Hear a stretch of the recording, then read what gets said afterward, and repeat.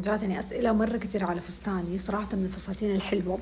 ودائما أقول لكم بنات اشتروا للصيف من قبل ما يجي الصيف. يعني أنا من الآن بدأت أعمل شوبينج الصيف، والحمد لله بدأت توصل لي الشابمنتس كلها. أنا أحب كذا دائما أرتب، لأنه وقت الصيف ما راح تلاقوا ملابس حلوة، ما راح تلاقوا مقاسات، وإلا لقيتوا ملابس حلوة. فهذا من الفساتين اللي مرة تنفع للصيف، مرة حلو، كواليتي حقه يجنن، ومن جد ستايل مختلف.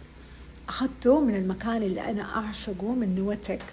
وهذه مو أول مرة ألبسها يعني من عندهم، وهذا ما هو إعلان، بس دائما لما ألبس أشياء حلوة أحب أقول لكم عليها، أحب أقول لكم الأماكن. أنا عملت لهم إعلان قبل كده، وأظن إذا ما كنت غلطانة كود الخصم حقي لسه شغال، ماني عارفة، حاشوف كود الخصم وأحط لكم هو.